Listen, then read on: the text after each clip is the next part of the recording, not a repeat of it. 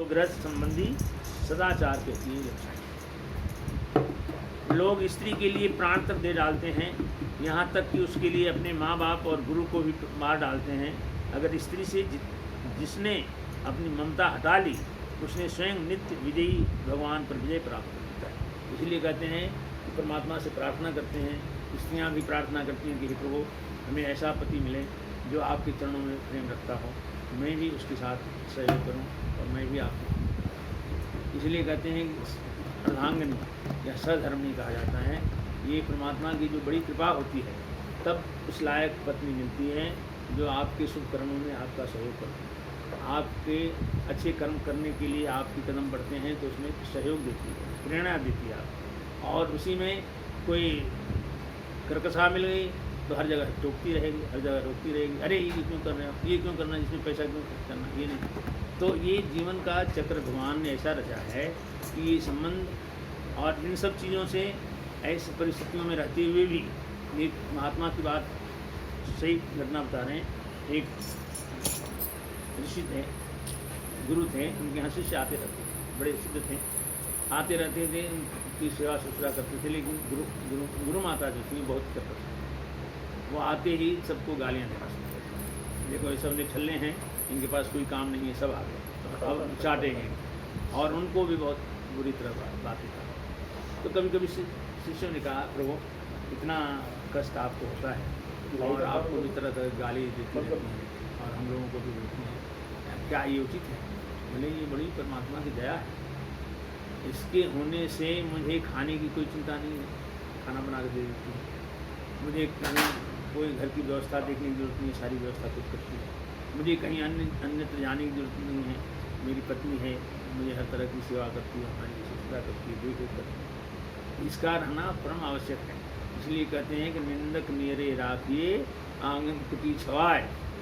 इसलिए है कि आपको कमी बताने वाला आवश्यक है, नहीं बताया तो आप मनमर्जी करते रहेंगे, आप सोचेंगे यही बहुत बढ़िया है। इसलिए जो है लोग कहते हैं कि स्त्री का साथ सुखद है, धर्मपरायणी हो, परमात्मा की तरफ चलने वाली हो, परमात्मा की ओर बच्चों को जाने के लिए शिक्षा दे, तो वो माता धन्य है। और भगवान राम तो कहते हैं कि सुनो तात सोई सुत बड़ भागी, जी पितु मात वचन अनुराग। जिन जो पुत्र माता पिता की आज्ञाओं में रहता है, उनकी आज्ञाओं का पालन करता है, वो उसके लिए सारा धर्म यही है और वो पुत्र धर्म को निभा जाता है। और माता जो पुत्र को भगवान की ओर लगा दे वो धन्य है।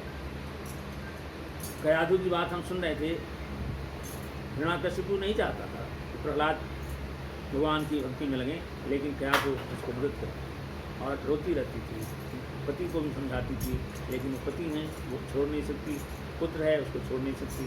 पुत्र को हर तरह से दंड दिया जा रहा है, हर तरह से मारा जा रहा है, सब कुछ, लेकिन वो हृदय पत्थर रख करके सब बर्दाश्त करती है। फिर भी जब वो लौट के आता है तो उसको आशीर्वाद देती हैं कि बेटा तेरी रक्षा भगवान करें, तुम स्वस्थ है, तुम्हें इतना कष्ट हो रहा है। बोले माँ मुझे कोई कष्ट नहीं हुआ, मेरे साथ भगवान है साथ में, वो हमें हद तक बचा लेते हैं। ऊपर से फेंका, जल में फेंका, गोद में उठा लिया, पत्थर से गिराया, पहाड़ से फेंका, गोद में उठा लिया, जहर पिलाया, अमृत हो गया, तलवार से काटने चले, वो जीवित रहे, कुछ नहीं हुआ।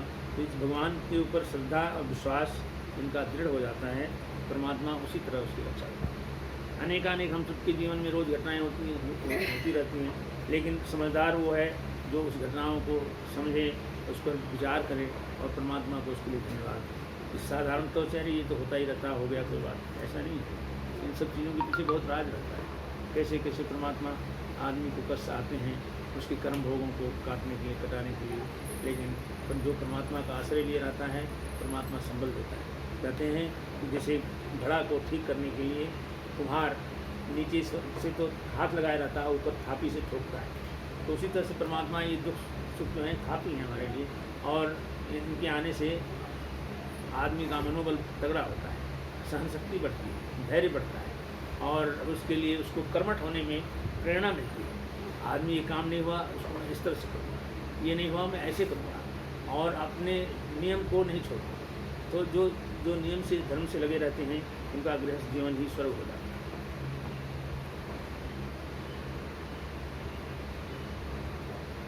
अगर स्त्री से जिसने अपनी ममता हटा ली उसने स्वयं नित्य विजयी भगवान पर विजय प्राप्त कर ली।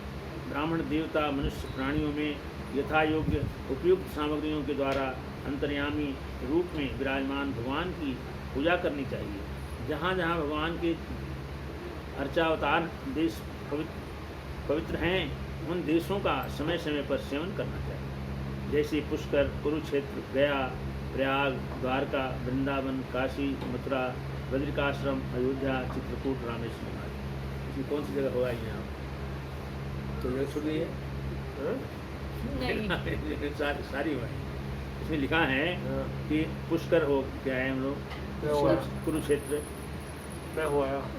गया, हाँ पुष्कर गए थे, गया में गया हुआ है, प्रयाग हुआ है, द्वारका है, द्वारका नहीं गया, हम गए हैं, द्वारका, वृंदावन, काशी, मथुरा, बद्रिकाश्रम, बद्रीनाथ गया हम लोग हुआ है, अयोध्या, चित्रकूट आप चित्रकूट हुआ है, रामेश्वरम हुआ है, ये स्थान दिया है उनमें। इसलिए इन सब स्थानों पर जाने से आदमी को परमात्मा की लीलाओं का दर्शन होता है। और लोगों की जब भीड़ हम देखते हैं तो कहते हैं लोगों में कितनी श्रद्धा है, लोग अपने कमाई के एक एक पैसा इकट्ठा करके फिर ठाकुर करते हैं। वो यही है, इसीलिए है कि हम अपनी कमाई का सदुपयोग करें। अब उस दान घर में बैठे बैठे आदमी नहीं करता, लेकिन तीर्थ स्थल पर जाता है तो परफोर्स देता है। जो मांगने वाला आया मांगा तो चलो दो आना नहीं, एक आना ही दे दो, एक पैसा ही दे दो, कुछ देता है तो एक दान की प्रवृत्ति पैदा। संयम से रहता है, खाने पीने की चीज़ें सीमित हैं। धर्मस्थलों पर अब तो सब समय बदलता जा रहा है, सब फास्ट फूड और क्या क्या बन गए हैं। नहीं तो पहले लोग वही दाल चावल सब्जी रोटी सादा खाते थे और भगवान अभी भी बहुत सारे स्थान ऐसे हैं जहाँ पर प्याज लहसुन का प्रयोग नहीं हम लोग करते हैं। तो ये बताया उन्होंने कि गृहस्थ आश्रम में ये धर्म पालन करने चाहिए, तीर्थाश्रम करना चाहिए और उसके लिए परमात्मा में की भक्ति में अपने आप को लगाए रखना चाहिए। नारद जी कहते हैं गृहस्थ पुरुष को चाहिए कि श्राद्ध अथवा देव पूजा के अवसर पर अपने घर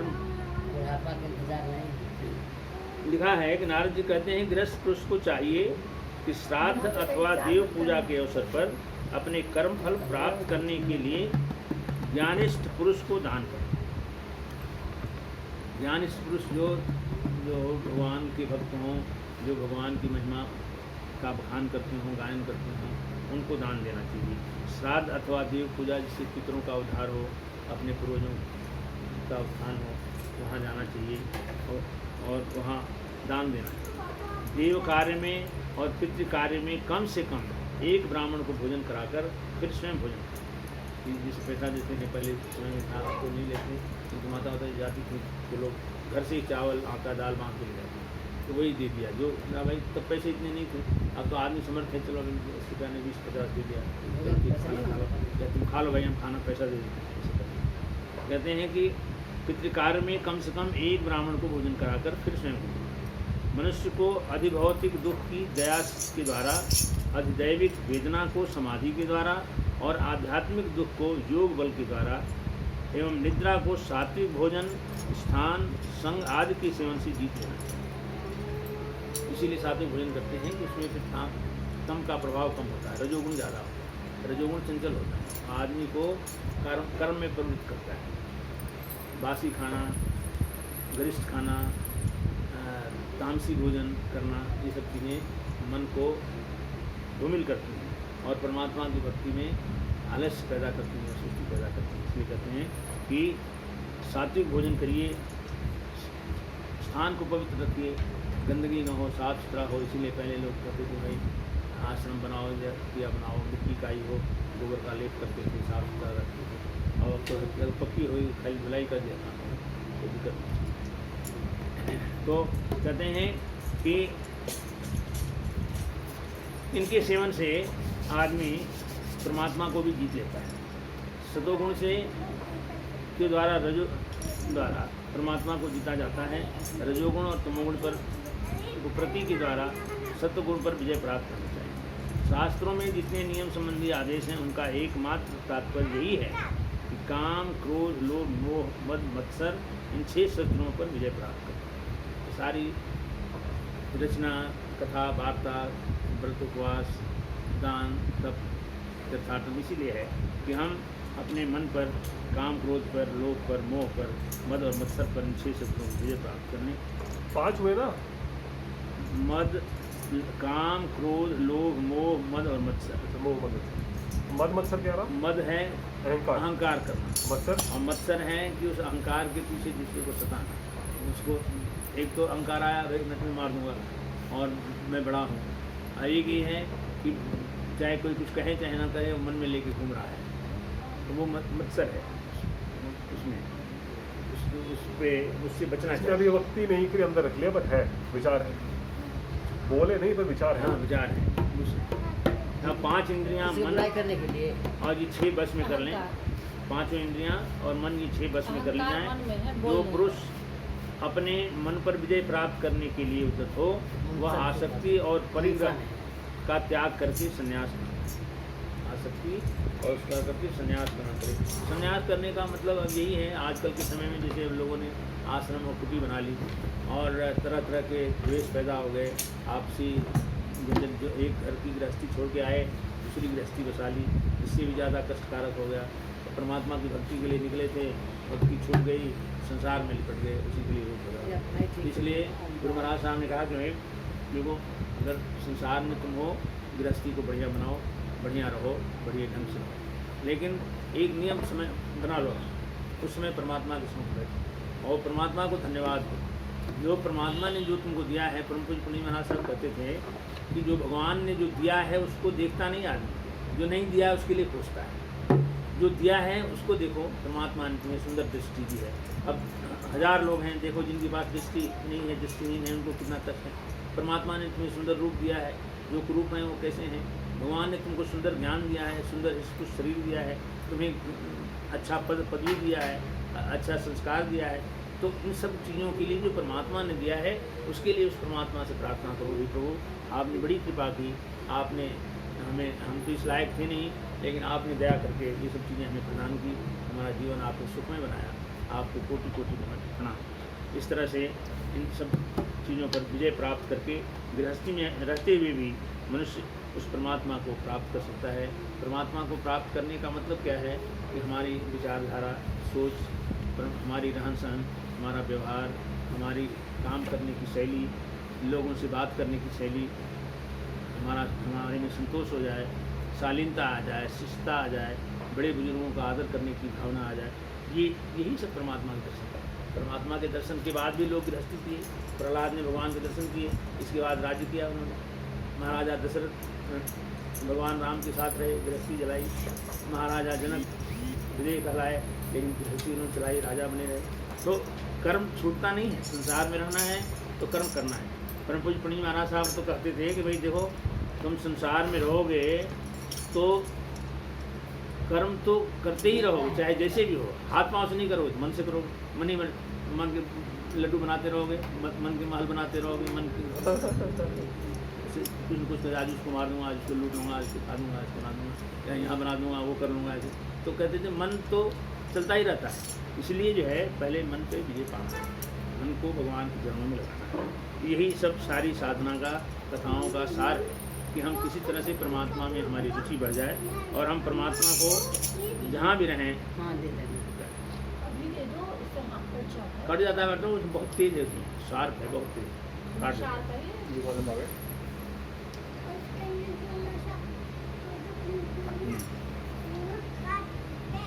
सुनो, विजय प्राप्त करने के लिए उद्यत हो, वह आसक्ति और परिग्रह का त्याग करके संन्यास ग्रहण करें, एकांत में अकेला ही रहे और परिमित भोजन करें। समय के अनुसार देवालय, बगीचों, कुआं आदि बनवाना और प्याऊ आदि लगवावे, इसी में से मोक्ष धर्म का पालन कर मोक्ष को प्राप्त कर लेता है।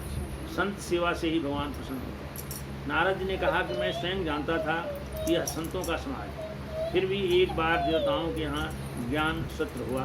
भगवान की लीला का गान करने गंधर्व और अप्सराओं को बुलाया गया।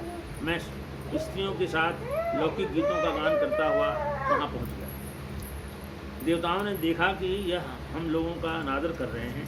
उन्होंने अपनी शक्ति से मुझे शाप दे दिया कि तुम्हारी संपत्ति नष्ट हो जाए और तुम शीघ्र ही शूद्र हो जाओ। उनके साथ से दासी का पुत्र हुआ, किंतु उस शुद्र जीवन में किए हुए महात्माओं के सत्संग और सेवा शुश्रूषा के प्रभाव से मैं दूसरे जन्म में ब्रह्मा जी का मानस नारद जी बता रहे। ये तो पुरानी कथाएं हैं। अब वर्तमान में जो घटनाएं हैं हम सब देखते हैं। आज जो महात्मा तुलसीदास जी की हम पूजा करते हैं, कहते हैं घर घर मांगे भूपत पूजे पाए। जब छोटे थे उनके माता पिता गुजर गए, एक भाई थी नौकरानी थी, वो पालन किया, वो भी मर गई, तो बेचा अनाथ हो गया। घर घर घूमने लगा, वहाँ बंदरों को दाना डालते थे लोग, बंदरों के पास बैठ के जो दाना गिरता था वो खा लेते थे। इस तरह से जीवन पड़ा। लेकिन परमात्मा कृपा हुई, उनके संस्कार जगे। वो गुरु जो है हरिदास जी उधर की तरफ बोले बड़ी ये बच्चा कैसा है, यहाँ कैसे अकेले घूम रहा है।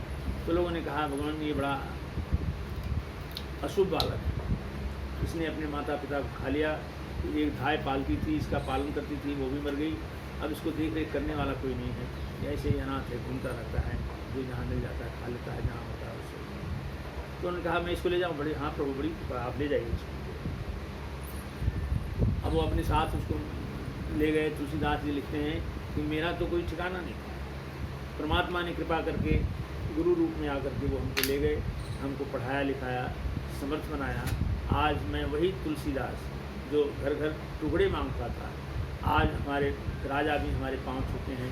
उस परमात्मा की कृपा से आज मैं पूजनीय हो गया। तो ऐसे ऐसी कृपा होती है परमात्मा की।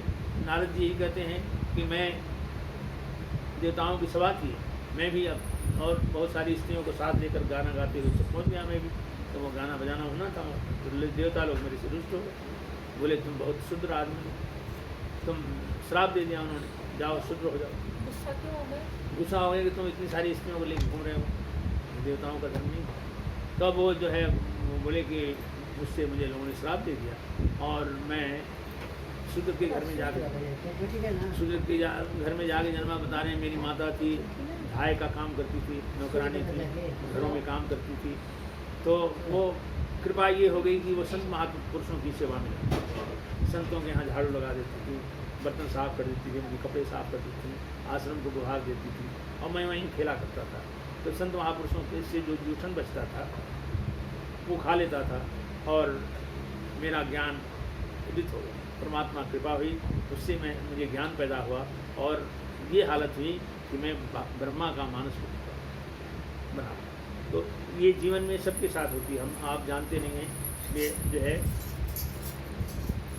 तुझे श्याम श्याम पुकारा करेंगे, तुझे श्याम श्याम पुकारा करेंगे, मधुर रूप निहारा करेंगे, तुझे श्याम श्याम पुकारा करेंगे, नवल रूप निहारा करेंगे, नवल रूप निहारा करेंगे,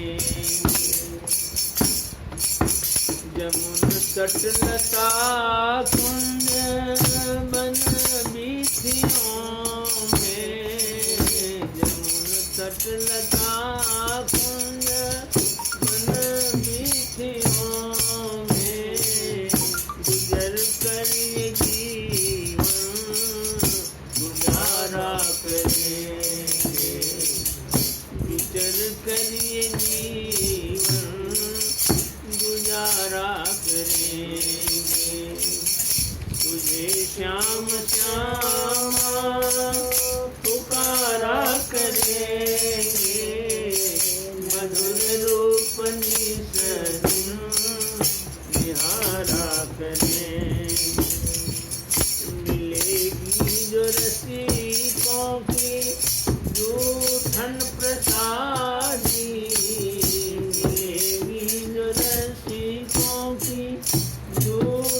प्रसादी, उसे जीविका का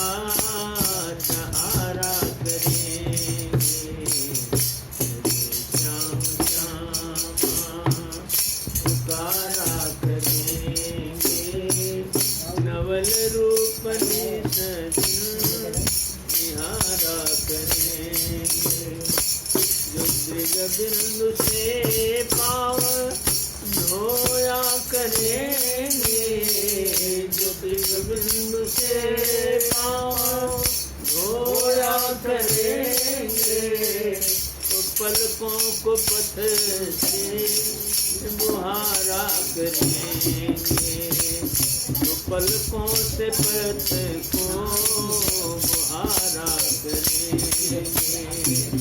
तुझे श्याम श्याम तारा करेंगे, मधुर रूपनी धारा करेंगे। बोली वृंदावन बिहारी लाल की जय, आनंद कंद भगवान की जय। हैं?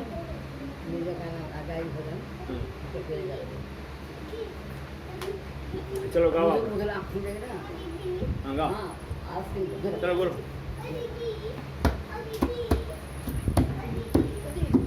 मनवंतरों का वर्णन है। श्री सुखदेव जी कहते हैं कि इस कल्प में स्वयंभू मनु आज 6 मनवंतर बीत चुके थे। उनमें से पहले मनवंतर में देवता आदि की उत्पत्ति हुई। स्वयंभू मनु की पुत्री आकुति से यज्ञ पुरुष के मन में धर्म का उपदेश करके तथा देवहूति से कपिल के रूप में ज्ञान का उपदेश करने के लिए भगवान ने उनके पुत्र रूप में अवतरण किया था। कहानी पहले आ गई है। श्री सुखदेव जी कहते हैं कि भगवान यज्ञ पुरुष ने आकुति के गर्भ में आकर अवतार लेकर जो कुछ किया उसका वर्णन करता हूँ। भगवान स्वयंभू मनु राज्य छोड़कर अपनी स्त्री शत्रुपा के साथ तपस्या करने वन को चले गए। सुनंदा नदी के किनारे एक पैर पर खड़े होकर 100 वर्ष तक तपस्या की। एक बार स्वयंभू मनु स्तुति का पाठ कर रहे थे। उनको नींद में बड़बड़ाते हुए जान भूखे असुर और यक्ष उन्हें खा डालने को उन पर टूट पड़े। तपस्या कर रहे थे तो यक्ष आ गए, वो बोले कि ये बड़ा इसको खाने के लिए उनके ऊपर देख कर अंतर्यामी भगवान यज्ञ पुरुष अपने पुत्र याम नामक देवताओं के साथ वहाँ आए और उन असुरों का संहार कर डाला। फिर वे इंद्र के पद पर स्वर्ग का शासन करने लगे। दूसरे मनु हुए स्वरोचित। ये मनु एक उपाधि है। मनु एक उपाधि है। बताते हैं कि दूसरे मनु जो हुए स्वरोचित ये अग्नि के पुत्र थे। उनके पुत्रों के नाम द्युमान, सुषेण और रुचिष्मान थे। वे आधान देवगण थे। उन मनवंतर में इंद्र का नाम था रोचन। प्रधान देवगण तुषित आदि थे। ऊर्ज स्तंभा आदि देववादी गण सप्तर्षि थे। उस मनवंतर में वेदशिरा नाम के ऋषि की स्त्री तुषिता थी। इनकी गर्भ से भगवान विभु प्रकट हुए। तीसरे मनु थे उत्तम। ये प्रिवर्त के पुत्र थे। उनके पुत्र का नाम पवन, सृजय, यज्ञहोत्र आदि थे। उस मनवंतर में वशिष्ठ जी के प्रमद आदि 7 पुत्र सप्तर्षि थे। सप्त वेदश्रुत और भद्र नामक देवताओं के प्रधान गण थे और इंद्र का नाम सत्यजित था। उस समय धर्म की पत्नी सुनिरता के गर्भ से पुरुषोत्तम भगवान ने सत्यसेन के नाम से अवतार लिया और उनके साथ सत्यव्रत देवगण भी थे। चौथे मनु का नाम तामस। वे तीसरे मनु उत्तम के भाई थे। इनके पृथु, ख्याति, नरकेतु आदि 10 पुत्र थे। सत्य, हरि और वीर देवताओं के प्रधान गण थे। इंद्र का नाम त्रिशिख था। ज्योतिर्धाम आज सप्तर्षि थे। इन मनवंतरों में हरिमेधा ऋषि की स्त्री हरिणी के गर्भ से हरि के रूप में भगवान ने अवतार ग्रहण किया था। इसी अवतार में उन्होंने ग्राह से गजेंद्र की रक्षा की। अब 5वें मनवंतर के मनु का नाम रैवत था। वह चौथे मनु तामस के भाई थे। इनके अर्जुन, बलि, विंध्या आदि पुत्र थे। इस मनवंतर में इंद्र का नाम विभु था। उस समय हिरण्यरोमा, वेदशिरा, ऊर्ध्वबाहु आदि सप्तर्षि। इसमें शुभ ऋषि की स्त्री विकुंठा थी। उन्हीं के गर्भ से भगवान ने वैकुंठ नाम का अवतार किया। छठे मनु चक्षु से पुत्र चाशुर थे। इनके पुरुष सुदुम्न आदि कई पुत्र थे। इंद्र का नाम मंत्रदुम्न और प्रधान देवगण आय थे। इस मनवंतर में हविष्यमान और वीरक सप्तर्षि थे। विराज की स्त्री संभूति के गर्भ से अजित नामक भगवान ने अवतार ग्रहण किया था। उन्होंने ही समुद्र मंथन करके देवताओं को अमृत पिलाया था और वे ही कच्छप रूप धारण करके मंदराचल पर्वत की मथानी के आधार बने। सुखदेव जी कहते हैं कि क्षीर सागर में त्रिकुट नामक सुंदर पर्वत था। पर्वतराज त्रिकुट की तराई में भगवान वरुण का उद्यान ऋतुमान सरोवर था। पर्वत के घोर जंगल में देवांगनाएं उस सरोवर में स्नान किया करती थीं। पर्वत की तलहटी में के जंगल में बहुत सी हथनियाँ के साथ एक गजेंद्र निवास करता था। गजेंद्र ने उस सरोवर में घुसकर प्यास बुझाई और स्नान करके अपनी थकावट दूर की। गजेंद्र हथनियों और बच्चों को नहलाने लगा। भगवान की माया से मोहित हुआ गजेंद्र उन्मत्त हो रहा था। प्रारब्ध की प्रेरणा से एक बलवान ग्राह ने क्रोध में भरकर गजेंद्र का पैर पकड़ लिया। गजेंद्र और ग्राह अपनी अपनी पूरी शक्ति लगाकर भिड़े हुए थे। लड़ते लड़ते 10,000 वर्ष बीत गए। गजेंद्र की शक्ति कम हो गई थी। ग्राह की शक्ति कम होने का कोई कारण न था, क्योंकि ग्राह पानी का जीव था। गजेंद्र ने भगवान की शरण लेकर प्रार्थना की। गजेंद्र पूर्व जन्म में सीखे हुए श्रेष्ठ स्रोत के जाप द्वारा भगवान की स्तुति करने लगा। हे प्रभु, मेरी रक्षा करो। जैसे कोई दयालु पुरुष फंदे में पड़े हुए पशु का बंधन काट देता है, वैसे ही आप मेरे जैसे शरणागत की फांसी काट कर दया कर दीजिए। भक्तों का कल्याण करने में आप कभी आलस्य नहीं करते। आपके चरणों में मेरा नमस्कार है। विश्व के एकमात्र आधार भगवान ने देखा कि गजेंद्र अत्यंत दुखी हो रहा है, अतः स्तुति सुन करके गरुड़ पर सवार होकर चक्रधारी भगवान विष्णु शीघ्रता से वहाँ के लिए चल पड़े। उनके साथ देवता स्तुति करते हुए आए।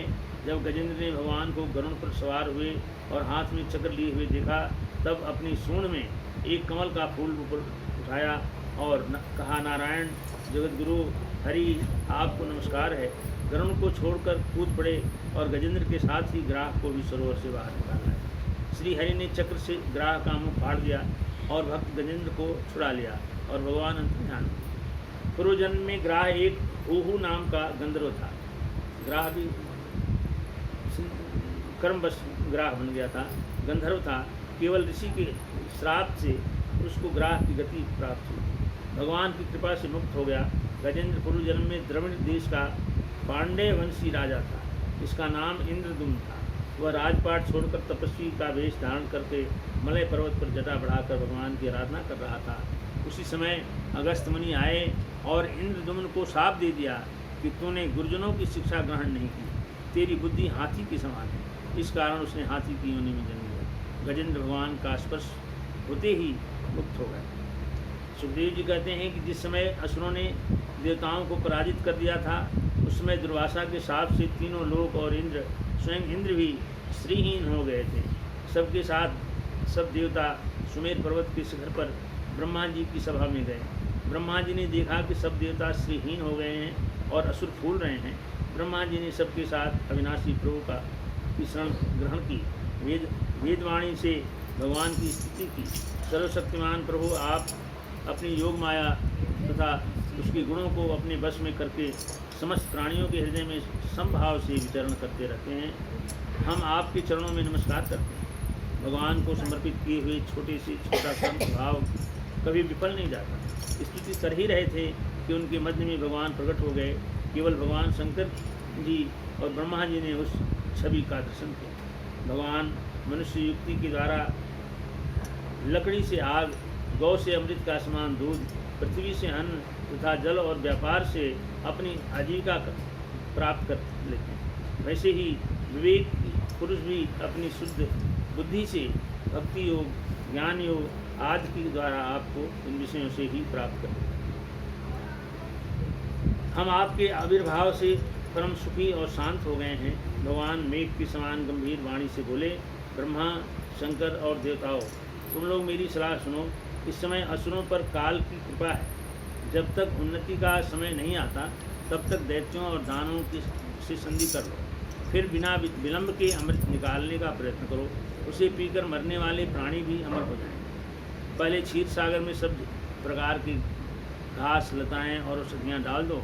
फिर तुम लोग मदराचल को मथानी और बासुकी नाग की नीति बना करके मेरी सहायता से समुद्र मंथन करो। सब देवता इस बात पर राजी हो गए, सहमत हो गए। फिर समय आने पर राजा बलि के पास गए। तुरंत दैत्यराज बलि ने संधि कर ली। इंद्र के अमृत मंथन की बात कही तब सब असुरों को जित गई। उन्होंने शक्ति से मंदराचल उखाड़ लिया, समुद्र तक ले आए और पूरी शक्ति लगा दी। उनका उत्साह भंग होता देख गरुड़ पर खेल में एक हाथ से भगवान ने पर्वत को गरुड़ पर रख दिया और स्वयं भी सवार हो गए। गरुड़ ने समुद्र के तट पर पर्वत को काट दिया। सुखदेव जी कहते हैं कि देवताओं और असुरों ने नागराज वासुकी को वचन दिया था कि अमृत में आपका भी हिस्सा होगा। सब लोगों ने वासुकी नाग की नेति मंदराचल पर लपेट कर अमृत के लिए समुद्र मंथन प्रारंभ किया। वासुकी के मुंह की तरफ असुर और पूंछ की तरफ देवता लग गए। मंदराचल पर्वत पानी में डूबने लगा तब भगवान ने कच्छप का रूप धारण किया और समुद्र में घुसकर पर्वत को ऊपर उठाए रखा। भगवान ने असुरों में उनकी शक्ति बढ़ाते हुए असुरों में प्रवेश किया। देवताओं को उत्साहित करते हुए देव रूप में देवताओं में प्रवेश किए। वासुकी नाग में निद्रा के रूप में प्रवेश कर गए ताकि समुद्र मंथन में रुकावट न हो। जब अमृत न निकला तब स्वयं अजित भगवान समुद्र मंथन करने लगे। भगवान के मंथन करने पर सर्वप्रथम विष निकला। विष सर्वत्र उड़ने और फैलने लगा। तब भगवान सदाशिव के पास गए। सभी ने उनकी अपनी शक्तियों के अनुसार सदाशिव का गुणगान किया। भगवान शंकर ने प्रजा का संकट देख करके कहा, देवी देखो, समुद्र मंथन से निकले हुए कालकूट विष के कारण प्रजा पर बड़ा दुख आ पड़ा है। मेरा यह कर्तव्य है कि मैं उन्हें निर्भय कर दूँ। भगवान शंकर उस तीक्ष्ण हलाल विष को अपनी अंजलि में लेकर के पान कर गए। जिस समय भगवान अंजलि में लेकर के विष पी रहे थे, उससे उनका कंठ नीला पड़ गया। तब थोड़ा सा विष टपक गया, पृथ्वी पर गिर गया, जिससे सांप आदि विषैले जीव जंतु विषैली औषधियों ने जन्म ले लिया, ग्रहण किया। श्री सुखदेव जी कहते हैं कि बड़े उत्साह से समुद्र मथने लगे। तब कामधेनु प्रकट हुई, उनको ब्रह्मवादी ऋषियों ने ग्रहण किया। उसके बाद उच्चैश्रवा नामक घोड़ा निकला। वह चंद्रमा के समान श्वेत वर्ण का था।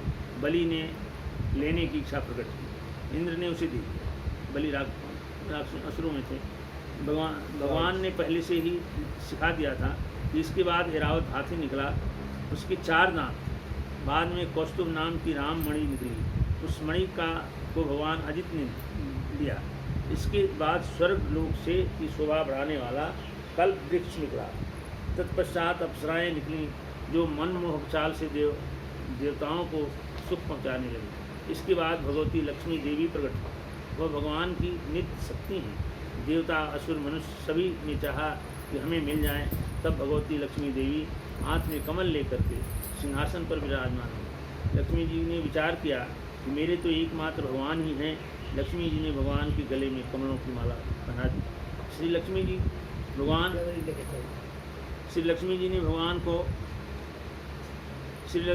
जी को भगवान ने वक्षस्थल पर ही सर्वदा निवास करने का स्थान दिया।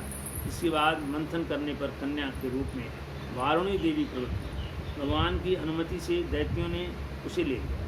इसके बाद एक अलौकिक पुरुष पैदा हुआ जिसका रंग सांवला था। उसके हाथों में कंकन और अमृत में भरा हुआ कलश था। वे साक्षात विष्णु भगवान के अवतार थे। वे ही आयुर्वेद के प्रवर्तक और यज्ञ भोक्ता धन्वंतरी के नाम से सुप्रसिद्ध थे। जब दैत्यों ने अमृत के कलश को देखा तब शीघ्रता से अमृत के कलश को छीन लिया। देवता लोग भगवान की शरण आए।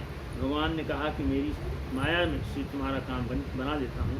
भगवान ने अत्यंत अनोखी सुंदर स्त्री का रूप धारण किया। मोहिनी रूप धारित भगवान दैत्यों के चित्त में कामोद्दीपन करने लगे तथा बुद्धि भ्रष्ट कर दी। श्री सुखदेव जी कहते हैं कि दैत्य डाकुओं की तरह कलश को छीना झपटी करने लगे। उन्होंने देखा एक सुंदर स्त्री उधर से आ रही है। उन लोगों ने काम मोहित होकर के मोहिनी से पूछा, आप कौन हैं और किसकी कन्या हैं? सुंदरी, तुम हमारा झगड़ा निपटा दो। तब माया से स्त्री वेश धारण करने वाली भगवान ने तिरछी चितवन से उनकी ओर देखते हुए कहा, आप तो कश्यप जी के पुत्र हो और मैं हूँ उल्टा। रहस्यपूर्ण भाव से हंसकर अमृत का कलश मोहिनी के हाथ में दे दिया। मोहिनी रूप भगवान ने दैत्यों को एक कतार में और देवताओं को दूसरी कतार में बिठाया। भगवान ने अपनी माया से देवताओं को अमृत पिला दिया। जब अमृत बांटा जा रहा था तब राहु दैत्य देवता का वेश बना करके उनके बीच में आके बैठ गया। देवताओं के साथ अमृत पिलाते पिलाते ही भगवान ने चक्र से उसका सिर काट दिया, परंतु सिर अमर हो गया था और ब्रह्मा जी ने उसे ग्रह बना दिया। तब देवताओं ने अमृत पी लिया और भगवान ने मोहिनी रूप त्याग करके अपने वास्तविक रूप को धारण किया। दैत्यों को अमृत न मिलने पर बहुत दुख हुआ। श्री सुखदेव जी कहते हैं कि जब दानव और दैत्यों को अमृत न मिलने पर बड़ा क्रोध हुआ, वे अपने अपने हथियार लेकर देवताओं पर टूट पड़े।